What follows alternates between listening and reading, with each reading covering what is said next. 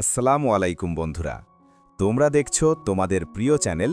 আর আজকে আমি নিয়ে চলে এসেছি গরিবের ঘরের রাজপুত্র এপিসোড 16-র দারুণ এক আপকামিং রিভিউ। বন্ধুরা, এপিসোড 15 দেখে যদি তোমাদের মাথা ঘুরে যায়, তাহলে বলি এপিসোড 16 হতে যাচ্ছে আরও বেশি টুইস্টে ভরা। ভিডিওটা একদম শেষ পর্যন্ত দেখো, কারণ আজকে এমন কিছু তথ্য বলবো যেটা তোমার পুরো গল্পটাই নতুন করে ভাবতে বাধ্য করবে। গত এপিসোড 15 থেকে আমরা পরিষ্কারভাবে বুঝতে পারলাম রাতুলের ধ্বংসের শুরু হয়ে গেছে। কিন্তু প্রশ্ন হলো, রাতুল কি বুঝতে পারবে তার পতনের শুরু হয়ে গেছে, নাকি অহংকারেই সব শেষ করে ফেলবে? এদিকে সবচেয়ে বড় শকটা এসেছে মেঘলাকে নিয়ে। আমরা এতদিন যাকে বস্তির মেয়ে ভাবছিলাম, সেই মেঘলাই আসলে এক কোটিপতি পরিবারের সন্তান। আরও চমক, সে আসলে সালমা বিল্ডারের মালিক।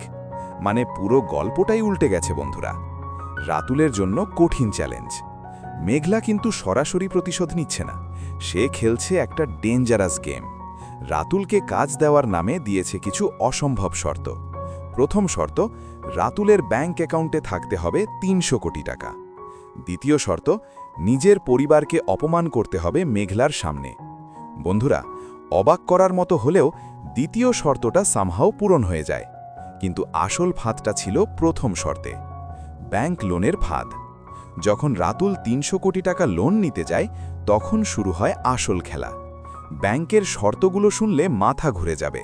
৩ বছরের মধ্যে শোধ করলেও সুদ একই, ১ মাসে শোধ করলেও সুদ একই, আর কাজ ক্যান্সেল হলে ৫০ দিনের মধ্যে পুরো টাকা ফেরত।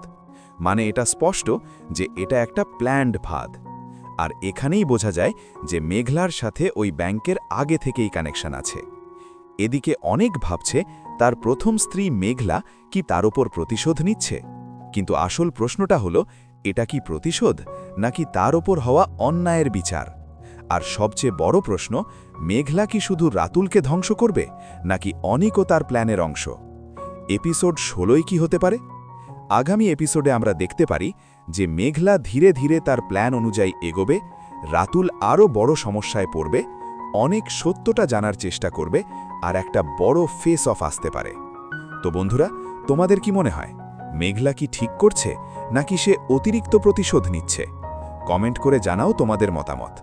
ভিডিওটা ভালো লাগলে একটা লাইক দাও, আর চ্যানেলটা সাবস্ক্রাইব করে পাশে থাকো, কারণ আমি প্রতিদিনই এমন ইন্টারেস্টিং রিভিউ নিয়ে আসি। আল্লাহ হাফেজ।